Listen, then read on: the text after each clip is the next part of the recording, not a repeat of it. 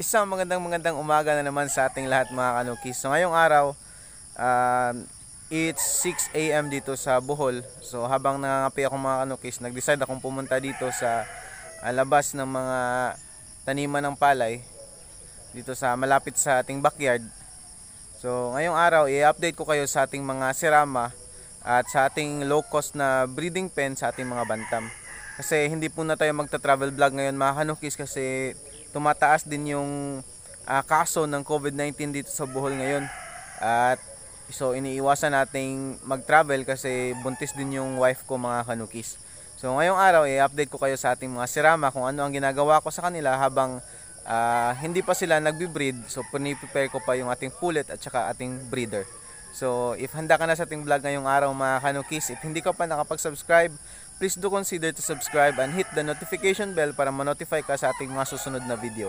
So this is your Native Kanuki and welcome to our channel. If handa ka na, in 3, 2, 1, let's go! Sa ating henerasyon ngayon, kakaunti na lang ang nagfa-farming at nagfo-focus sa pag-aalaga ng mga manok.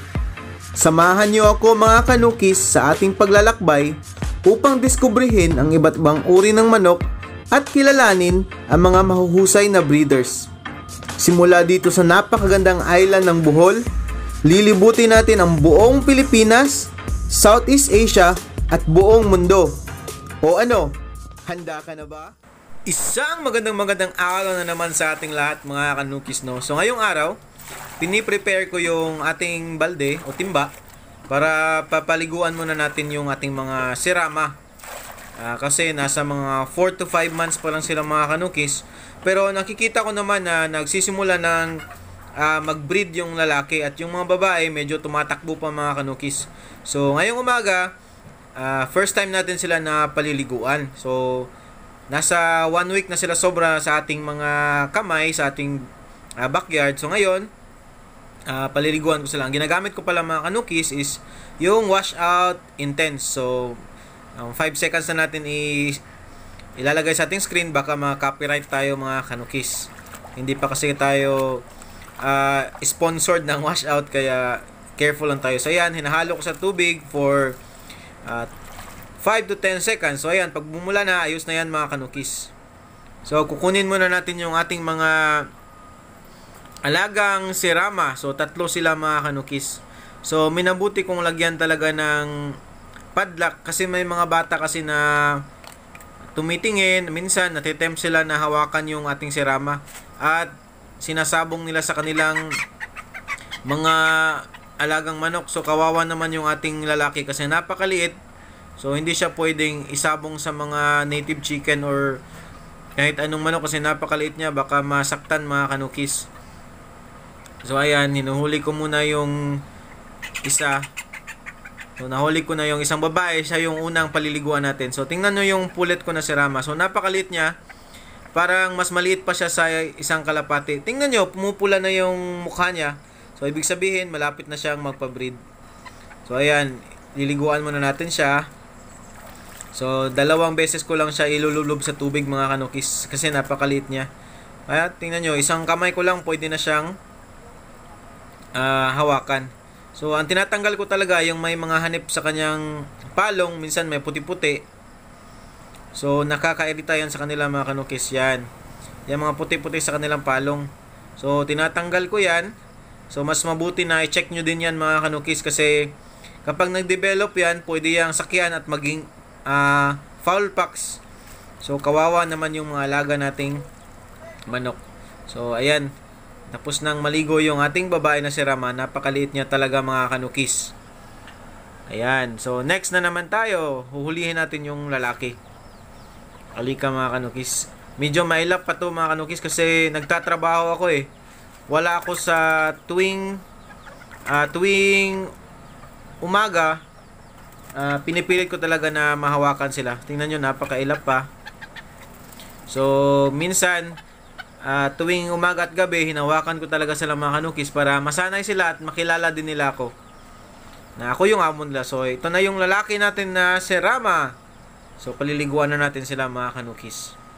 So ang kulay niya is gray at saka may parang gold. So kung alam nyo kung anong kulay ng bantam ito o ng manok ito sa inyong location, paki-comment down below mga kanukis.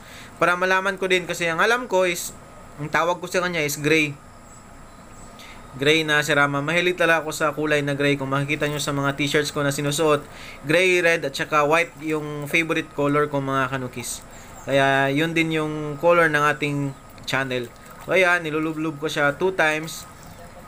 And siguraduhin yung malinis yung kanyang paa, at saka yung buntot, at saka mukha, para mawala yung hanip mga kanukis. So ayan, tapos na tayo sa ating lalaki. At ito naman yung isang pulet natin na gray din. So medyo mailap pa to siya mga kanukis. Ayan, mas maganda talaga na mapabula nyo yung katawan nila at iwasan yung mainom yung tubig ng ating mga sirama. Napakalit nila mga kanukis, mas maliit pa ata to sa kalapate. So hinahanda ko na din sila. Tapos ko na pala silang i-deworm. So ang ginamit ko na dewormer sa kanila is yung yung ginamit natin sa ating mga native chicken na mga Bastonero Plus. So ayan na, tapos na tayong magligo sa kanila. So ayan, mamayang konti masisinagan yan sila ng araw kasi may open part yung ating breeding pen. At napakaganda na masisinagan sila ng araw para madali silang matuyo. At may rice hull din mga kanukis para makakaskas naman sila. So ito yung sinasabi ko na low cost na breeding pen. So tingnan nyo, nilagyan ko muna ng old na yero. So nakita ko na lang dyan sa backyard para hindi magsasabong sila ng ibang manok. Kasi pinupuntahan din yan ng ibang manok yung ating sirama na lalaki kasi lumalaban na yan mga kanukis.